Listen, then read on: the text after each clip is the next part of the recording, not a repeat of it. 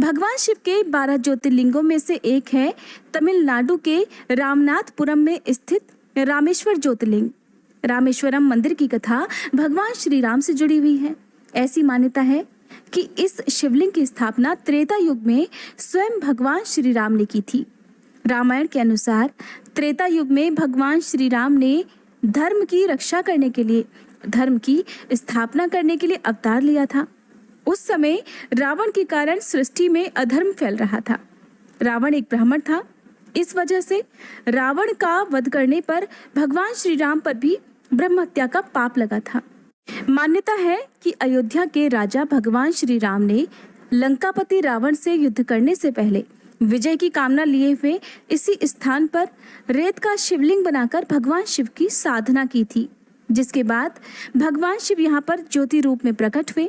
रामेश्वरम ज्योतिर्लिंग की कथा शिव महापुराण में भी वर्णित है और ये बात उस समय की है जब रावण माता सीता का अपहरण करके उन्हें लंका ले गया था।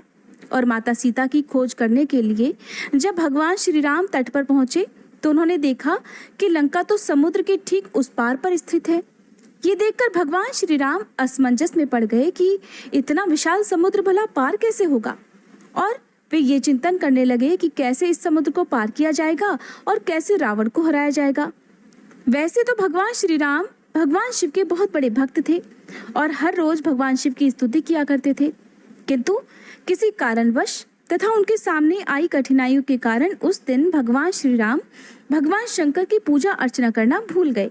बिना पूजा किए हुए ही भगवान श्री राम उसी स्थान पर ठहर कर जल पी रहे थे कि तभी आकाशवाणी हुई कि मेरी पूजा किए बिना ही जल पीते हो। इस आकाशवाणी को सुनकर भगवान श्री राम ने बालू से शिवलिंग बनाकर उसकी पूजा की। फिर भगवान शिव से रावण पर विजय प्राप्त करने का आशीर्वाद भी मांगा। उन्होंने प्रसन्नता के साथ ये वर भगवान श्री राम को दे दिया। भगवान शिव ने लोक के कल्याण के लिए ज्योतिर्लिंग के रूप में वहां निवास करने की सभी की प्रार्थना भी स्वीकार कर ली। कहते हैं कि तभी से रामेश्वरम ज्योतिर्लिंग वहां पर विराजमान है। रामेश्वरम ज्योतिर्लिंग की एक और कथा है। इस कथा के अनुसार जब भगवान श्री राम रावण का वध करके लौट रहे थे तब उन्होंने अपना पहला पड़ाव समुद्र के इस पार गंधमादन पर्वत पर डाला था। वहां बहुत से ऋषि मुनिगण उनके दर्शन करने के लिए उनके पास आए।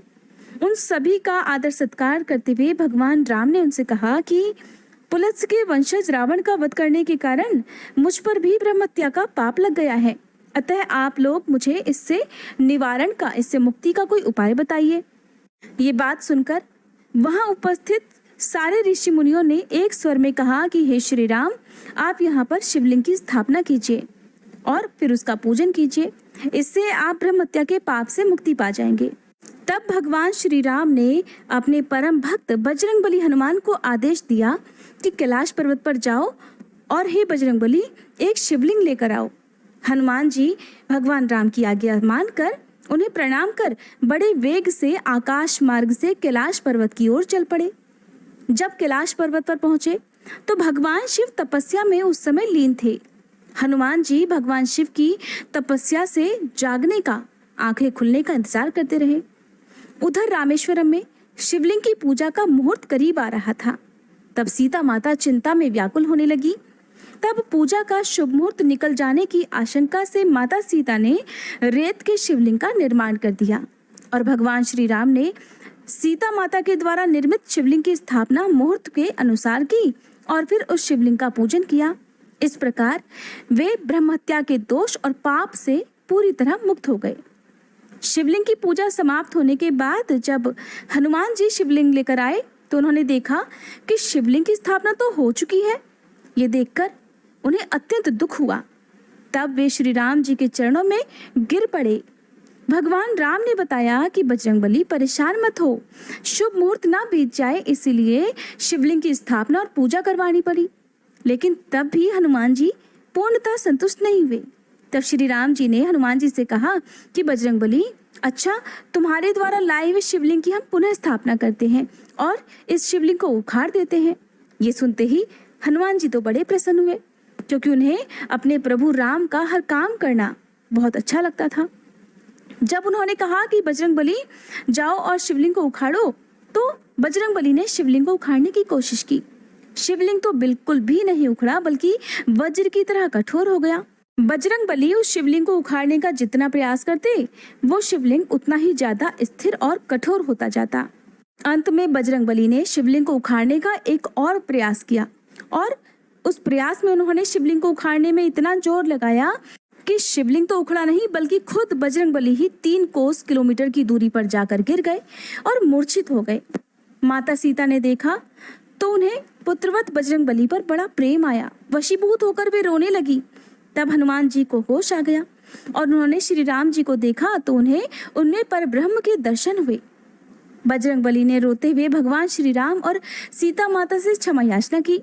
तब श्री राम ने उन्हें समझाया कि ये शिवलिंग उनके द्वारा स्थापित किया जा चुका है, उसे सृष्टि की अब कोई भी शक्ति नहीं उखाड़ सकती।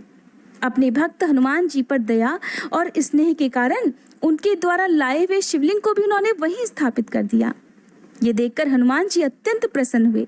इस प्रकार भगवान श्री राम के द्वारा स्थापित शिवलिंग का नाम रामेश्वर रखा गया और हनुमान जी के द्वारा लाए गए शिवलिंग का नाम हनुमतीश्वर रखा गया। हनुमान जी के द्वारा लाया गया शिवलिंग मंदिर के भीतर हनुमान मंदिर में स्थापित है। वहां जाकर एक बार इन शिवलिंग के दर्शन अवश्य करने चाहिए। मंदिर में विशालाक्षी जी के गर्भगृह के निकट ही 9 ज्योतिर्लिंग भी हैं, जो लंकापति विभीषण द्वारा स्थापित बताए जाते हैं। रामेश्वरम ज्योतिर्लिंग की दक्षिण भारत में वही मान्यता है जो उत्तर भारत में काशी विश्वनाथ की है और यही कारण है कि यहाँ पर ज्योतिर्लिंग के दर्शन करने के लिए पूरे विश्व से भक्त लोग पहुँचते हैं। सावन के महीने में तो यहाँ खास तौर पर भीड़ देखने को मिलती है। अगर जीवन में कभी भी अवसर मिले तो इन 12 ज्योतिर्लिंगों के दर्शन अवश्य करने चाहिए। कहते हैं कि भगवान भोलेनाथ जिस पर मेहरबान होते हैं, जिस पर कृपा करते हैं, उन्हें इन दिव्य ज्योतिर्लिंगों के दर्शन करने का सुअवसर जीवन में एक बार अवश्य प्राप्त होता है। ये थी आज की कथा, आज की जानकारी। उम्मीद करती हूँ ये वीडियो आपको पसंद आई होगी। अब आप में से जितने लोग भी शिव महापुराण की कथा सुन रहे होंगे उन्हें तो पता होगा कि इन दिनों शिव महापुराण में कौन सी कथा सुनाई जा रही है, लेकिन जिन लोगों ने अभी तक एक बार भी शिव महापुराण की कथा नहीं सुनी है, मैं बता दूं कि आजकल आप शिव महापुराण की कथा में देवी सती और भोलेनाथ की कथाएं सुन रहे हैं कि किस प्रकार देवी सती ने अपने पिता के यहाँ होने वाले यज्ञ में अपने आप को भस्म कर लिया था। उसके बाद जब उन्होंने पार्वती जी के रूप में दोबारा जन्म लिया, उस समय उन्होंने किस प्रकार से कठिन तपस्या की थी, किस प्रकार भोलेनाथ ने उनकी तपस्या को स्वीकार करके उन्हें पत्नी रूप में स्वीकार किया था। बहुत सुंदर वर्णन है। शायद आपने इससे अच्छा, इससे सुंदर विस्तार पूर्वक वर्णन अपने जीवन में ना तो आपने कभी सुना होगा और शिव महापुराण की विस्तार पूर्वक कथा के अलावा आपको ये कथाएं कहीं नहीं सुनने को मिलेगी। हो सके तो इन वीडियोस को आप जरूर देखिएगा और मुझे बताइएगा कि क्या आपने इन कथाओं को आज पहली बार सुना है।